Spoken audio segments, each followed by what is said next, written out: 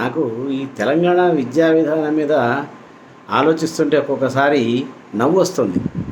ఇప్పుడు జూన్ 3వ తారీఖు నుంచి ఎంఈఓఎస్ ట్రైనింగ్ అన్నారు. 10th class advanced supplementary exams అన్నారు. తర్వాత 6వ తారీఖు నుంచో ఏమో బడిబాట అన్నారు.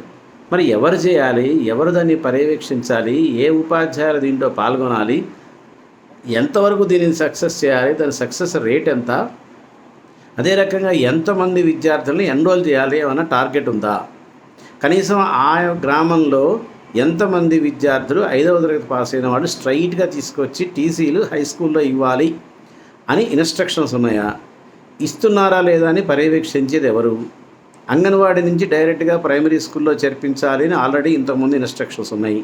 మరి అంగన్వాడీ కేంద్రాల వాడు తీసుకొచ్చి ప్రైమరీ స్కూల్లో చేర్పిస్తున్నారా లేదా, చేర్పించకపోతే ఎవరు బాధ్యత తీసుకోవాలి, ఇట్లా ప్రైమరీ స్కూల్లో చేర్పించే విధానంలో కానీ, ప్రైమరీ స్కూల్ నుంచి హై స్కూల్లో చేర్పించే విధానం మీద కానీ పర్యవేక్షణాధికారులు కానీ, లేదా కన్సర్న్డ్ ప్రధానోపాధ్యాయులు కానీ, లేదా ప్రైమరీ స్కూల్ టీచర్స్ కానీ ఎవరు అందుబాటులో ఉంటారు, ఎవరు డ్యూటీలో ఉంటారు, ఏ రకమైనటువంటి ఆలోచన లేకుండా అస్తవ్యస్తమైనటువంటి ఆలోచనతో ఈ అధికారులు సాగిస్తున్నారేమో అని నాకు తెలంగాణ విద్యాశాఖ మీద పూర్తి అనుమానంగా ఉంది.